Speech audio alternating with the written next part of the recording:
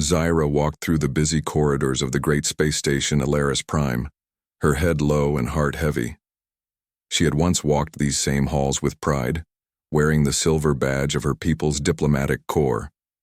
Now, her badge was gone. Her people had turned their backs on her, and worst of all, they called her a traitor. Nobody looked at her now, not even the other aliens of her kind. Their eyes would shift away as if she was not even there. To them, Zyra was already forgotten. Trash, shame, a mistake in the long record of a proud race. Her skin, once smooth and well cared for, was now dry and pale. Her long robe had torn in several places, and she hadn't eaten properly in days. She didn't have money, friends, or even a place to sleep. The only thing she carried now was guilt and confusion, but Zyra knew she did the right thing. 3 weeks ago, she had secretly warned a nearby colony about an incoming military strike. Her people were planning to destroy that colony because they believed the humans there were spies. But Zyra had seen the data. There were children there, farmers, engineers. They were not soldiers. They were just people, and she had warned them. Now her leaders said she betrayed the council. They stripped her of her name, her title, and her home. She was lucky they hadn't thrown her in prison. But exile, alone in the stars, was almost worse. She walked into a lower maintenance area, where cargo was moved and machines were fixed. It was dark, oily, and full of noise. But nobody noticed her here, which made it safer than the upper levels. She found a quiet corner behind a stack of crates curled up and leaned her head against the cold wall. She closed her eyes. Maybe if she slept, she wouldn't feel so hungry. Footsteps approached. She didn't move. The steps stopped. Then a voice spoke. "Hey, are you okay?" Zyra blinked. She didn't recognize the voice. It was soft and warm, human. She looked up and saw a man standing in front of her. He wore a simple gray uniform stained with grease. His face looked tired but kind. He crouched down slowly as if trying not to scare her. "I'm Dale," he said. "I work maintenance here. You don't look so good." Zyra stared at him, confused. You're human," he smiled. "Yeah. That a problem?" She shook her head quickly. "No. It's just, I warned humans. That's why I'm here. My people hate me now." Dale sat on the floor beside her, not caring about the dirt. "Well, I don't hate you. You look like you could use a meal." Zyra didn't speak. She didn't trust this yet. Why would a human help her? She had seen so many walk by and ignore her. Even aliens from other species had stayed away. Why was this one different? But her stomach growled loud enough for Dale to hear. He chuckled. "Tell you what," he said. "I've got leftover noodles in my room. Real Earth style. You can have them." "I don't mind." She looked away. "I don't want to cause trouble. If someone sees me, I won't tell anyone," he said quickly. "Promise, look, just come with me. You'll be safe, all right?" Zyra hesitated for a long second, then nodded. She followed him through a side tunnel, past pipes and wires, into a small maintenance room. It was messy, but warm. A small bed, a table and boxes filled with tools and parts. Dale grabbed a bowl, popped it into a heater and handed it to her once it was warm. Steam rose from the noodles and the smell made Zyra's mouth water. She sat on the edge of his bed and ate slowly, trying not to cry. It was the first real food she had tasted in days. Dale sat across from her, watching quietly. "So, what really happened?" She stopped eating. Her eyes filled with pain, but she told him.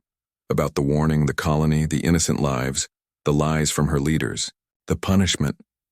"I thought someone would understand," she said softly. "But no one did. They just wanted me gone." Dale didn't interrupt. He waited until she finished, then said gently, "You did the right thing. I don't care what they say." Zyra looked up, surprised. "You believe me?" He nodded. "Yeah, and I think you're brave." Her eyes filled with tears. She wiped them quickly. "Thank you." For the first time since her exile, Zyra felt something small, but powerful, a spark, A beginning. Hope. Zyra woke up to the smell of something cooking. For a moment she forgot where she was. The soft blanket, the warmth of the room, and the low hum of the space station outside the wall. It felt like a dream. But when she opened her eyes and saw Dale moving around the small kitchen unit, the memory of yesterday came back clearly. He had saved her. A human. Dale glanced over his shoulder. Hey, you slept almost 12 hours. You must have needed it. Zyra sat up slowly. I haven't slept that long in weeks. Well, Dale said, placing a metal cup of hot tea beside her. That's what happens when you actually have a roof over your head and food in your belly. Zyra smiled faintly and took the tea. It was strong and bitter, but it warmed her, up instantly. Dale turned off the heating plate and served 2 plates of some sort of scrambled food. It's not much, he said, handing one to her, but it's real. Zyra stared at the plate. You keep feeding me. You let me stay here. Why? Dale shrugged. Because it's the right thing to do, and honestly, I've seen too many people walk past someone who needed help. I don't want to be one of them. Zyra watched him as he ate. There was something different about this human. He didn't seem to care about power or politics. He wasn't afraid of helping someone unwanted. He just acted from the heart as they ate. Dale asked gently, So, what will you do now? Zyra paused. I don't know. I can't go back to my people. I don't have credits or an ID. If the patrol catches me, they'll throw me in a holding cell. Then don't let them catch you, Dale said. Stay here until we figure something out. She blinked. You'd let me stay here, even if it brings trouble? He nodded without hesitation. I've handled trouble before. And besides, you saved lives, Zyra. That shouldn't be punished. That should be honored. For a moment, Zyra couldn't speak. No one had said anything like that to her since she was cast out. She looked away, trying to hide the sudden emotion in her eyes. Thank you, she whispered. Later that day, Dale showed her around the maintenance area. He taught her which pipes carried heat, which wires to avoid, and how to open the small emergency crawl spaces in case she ever needed to hide fast. The more they talked, the more Zyra laughed, a soft sound she hadn't made in weeks. At one point, Dale reached into his locker and pulled out an old jacket. This might be a little big, but it'll help you blend in. She slipped it on. It smelled like oil and metal, but it was warm. She pulled the hood over her head and looked into a mirror on the wall. I look like a worker, she said. Exactly, Dale said with a grin. Nobody will question you if you look like you're supposed to be here. Zyra nodded. I used to wear royal colors, long cloaks and shining armor. Well, Dale said with a chuckle, welcome to the worker class. We might not shine, but we survive. That night they sat together on the floor sharing stories. Dale talked about Earth, about forests, rain, oceans, and the blue sky. Zyra listened with wonder in her eyes. She had never seen a planet like that. My people value silence, rules, and order, Zyra said softly. I never felt like I belonged, but I stayed quiet, followed commands, until I couldn't anymore. You followed your conscience, Dale said. That's rare. Zyra leaned against the wall, watching the small heater flicker. I never thought I'd find comfort in a place like this, with someone like you. Dale looked at her with calm eyes. Sometimes the people who've lost everything are the ones who can build something better, together. Suddenly a soft beeping sound echoed in the room. Dale stood up and walked to the comm panel. His face turned serious as he listened to a voice on the other end. Dale, the voice said, just a heads up, security is doing random ID checks in your section. Someone reported a strange figure in worker gear yesterday. Could be nothing, but just be careful. The message ended. Zyra stood frozen, fear spreading across her face. They're coming for me. Not if we're smart, Dale said. He quickly handed her a toolbox. If anyone shows up, you're my new assistant. You're repairing coolant, valves. Keep your head down. Speak only if they speak first. Zyra grabbed the toolbox and nodded. She sat near the open pipe and began pretending to work on it. A few minutes later, two security officers stepped into the room. "Random check," one of them said. "Who's this?" "My assistant," Dale said smoothly. "New transfer from Level C5. They needed help down here, and she actually knows old coolant systems." The officers looked at Zira. She kept her eyes low and nodded once. The taller officer grunted. "All right, carry on." They left without asking more. Zira didn't breathe until they were gone. She looked at Dale. "That was close." He smiled. "Yeah, but you did great." Zira sat down, her hands still shaking a little. "If they catch me, they won't," Dale said firmly. "Not as long as I'm here." For the second time in 2 days, Zira realized something important. She wasn't alone anymore. Days passed quietly, but Zira knew the calm would not last forever. The galaxy was a dangerous place for someone like her. News of her presence on the station had spread faster than she expected. Bounty hunters, eager to collect the reward posted by her former leaders, had begun searching the lower levels. Dale noticed it too. One afternoon, as he returned from a supply run, he found Zira nervously looking out a small window. Her eyes scanned the busy corridors, searching for signs of danger. "They're coming," she whispered. Dale frowned. "How many?" Zira shook her head. "I don't know, but I feel it. They are close." Dale put a hand on her shoulder. "Don't worry. I have a plan." He led her to a small storage room filled with old crates and forgotten tools. "We're going to hide you in this cargo pod," he said.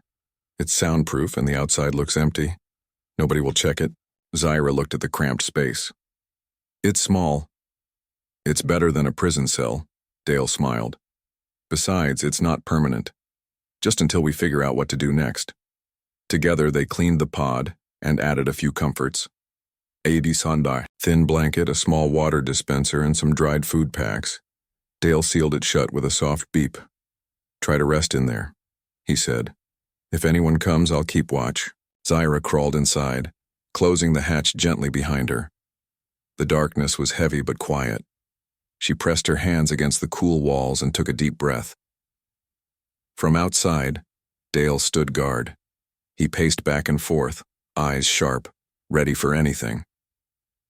That night, Zira heard footsteps and voices echoing near the maintenance hall. "They said the traitor is here," a rough voice said.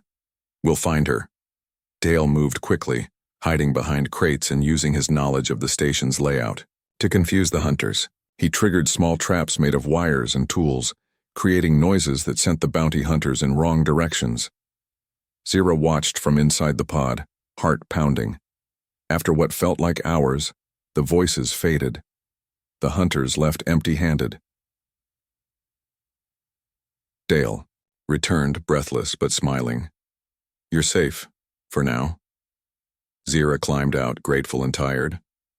"Why do you risk so much for me?" "Because," Dale said simply, "someone once helped me when I needed it. Now it's my turn to pay it forward." She looked at him, amazed by his kindness. "I never thought humans could be like this." "We're not all bad," he joked. The next morning, they made a decision. "We need to prove your innocence," Dale said. "If we can show the real story, maybe your people will stop hunting you." Zira nodded. "I agree. But how?"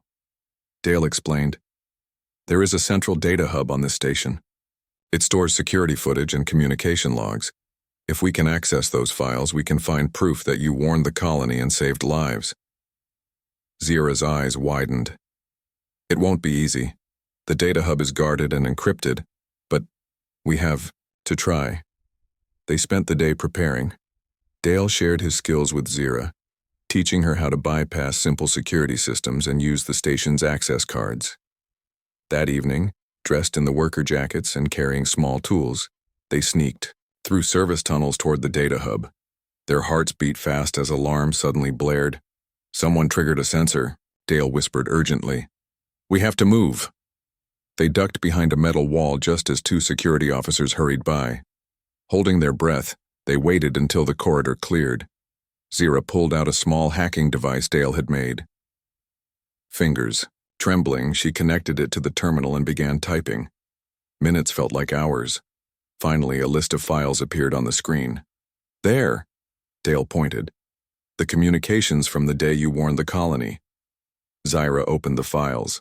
Her warning messages, sent secretly, were there in clear text. But next, they found something worse. Another file revealed plans by high-ranking officials to attack the colony. It was a staged strike designed to create fear and justify war. Zyra gasped.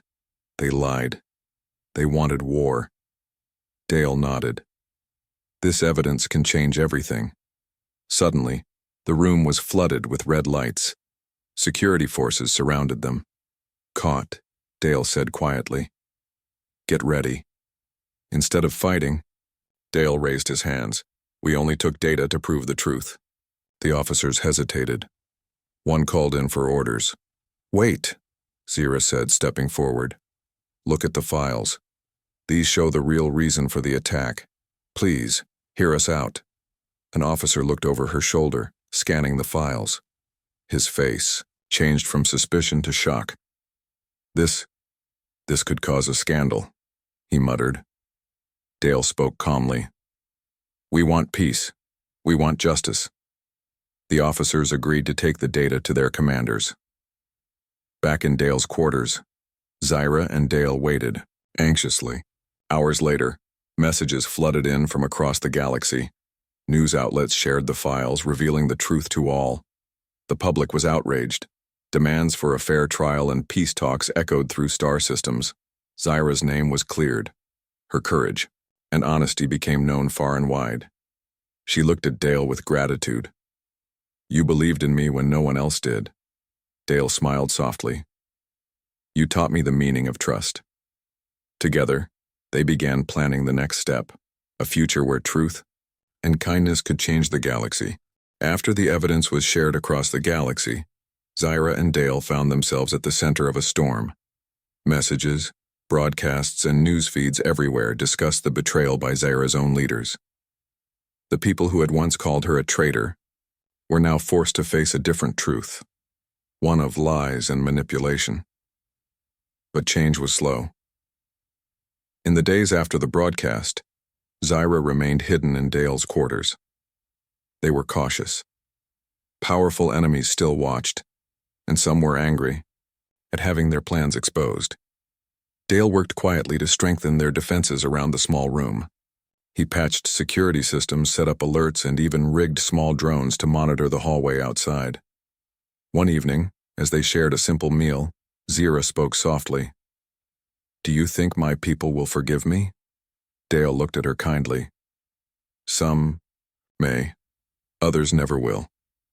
But the truth is clear now. That's what matters. Zyra nodded but felt the weight of uncertainty. The next day, they received an invitation, or more like a summons, to the Galactic Council. The highest leaders of many worlds were gathering to discuss the crisis. Zyra's former leaders wanted to speak with her face to face. Dale turned to her. Are you ready for this? Zyra swallowed. I have to be. I cannot run forever. The Galactic Council chamber was vast and filled with beings from all corners of the galaxy. The air buzzed with tension. Zyra entered, her steps steady but her heart pounding. She looked around and saw the faces of those who had turned their backs on her, cold, judging, and full of doubt. The council leader, a tall alien with glowing blue eyes, spoke first. Zyra, you stand accused of betrayal, but today the truth has come to light. We must hear your side. Zyra took a deep breath. I warned a colony because innocent lives were at risk. I acted not to betray, but to protect. The attack was not real.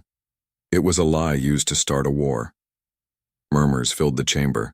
One of her former commanders stood up, voice harsh. You disobeyed orders. You caused chaos. Zyra met his eyes. I followed my conscience. I chose humanity over blind obedience. Suddenly Dale stepped forward. I am a human. I have seen the courage and kindness Zyra carries. She saved lives when others chose violence. His words brought a silence that echoed through the chamber. Days of debate followed. Many leaders argued, some supporting Zira, others defending old alliances. Meanwhile, outside the chamber, news spread fast. Citizens across planets rallied behind Zira's cause. Peace groups formed. Messages of hope traveled through star systems. Finally, the council made a decision. Zira was cleared of all charges.